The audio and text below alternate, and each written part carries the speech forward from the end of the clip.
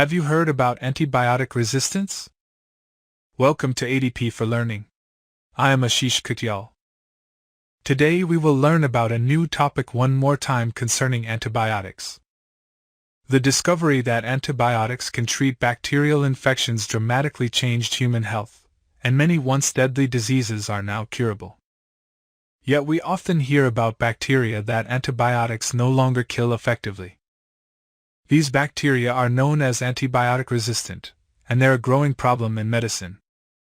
Frequent antibiotic use over long periods of time puts selective pressure on bacteria and causes resistance to spread. Most bacteria are killed when an antibiotic is used to treat a typical bacterial infection. Sometimes, however, a bacterium with an advantage lives. This bacterium can then reproduce and pass its advantage on, creating many more antibiotic-resistant bacteria. Antibiotic resistance is not new. In fact, it existed long before people discovered how to use antibiotics as medicine. Many antibiotics are made from compounds bacteria or fungi produce to help them compete in their natural environments. This means that in nature, bacteria are under selective pressure to pass on advantages, just like they are when we treat an infection with antibiotics. Sometimes in medicine, antibiotics are used too often or incorrectly, which can cause resistance to spread faster than it would naturally. So, the question arises: how many types of antibiotic resistance existed? We can broadly classify them into, number 1, intrinsic resistance. In some cases, a type of bacteria will survive antibiotic treatment and multiply because it is intrinsically resistant. For example, although many types of bacteria have cell walls, some don't. An antibiotic like penicillin that prevents cell wall building can harm a bacterium that doesn't build a cell wall in the first place. Number 2, acquired resistance. Bacteria can also acquire resistance. This happens when a type of bacteria changes in a way that protects it from the antibiotic.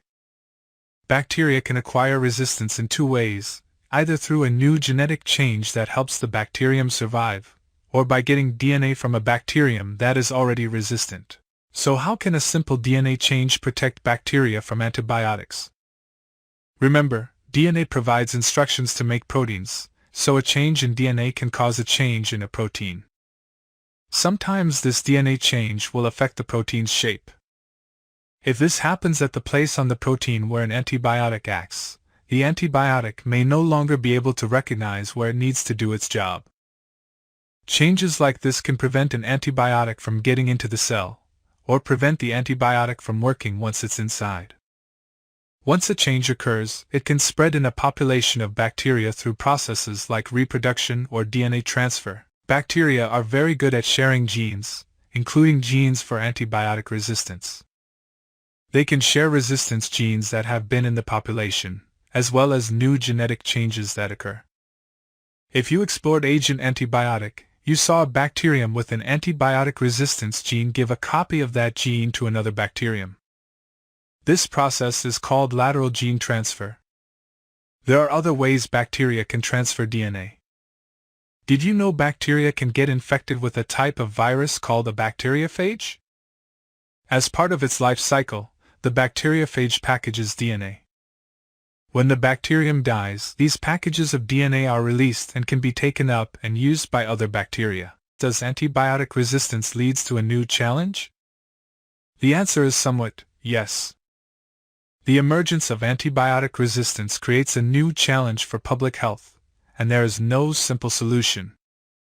To treat a resistant infection and prevent resistance from spreading, doctors sometimes prescribe a broad-spectrum approach. This approach combines multiple antibiotics that attack bacteria in different ways. It can work better because it is unlikely that a single bacterium will be resistant to multiple antibiotics.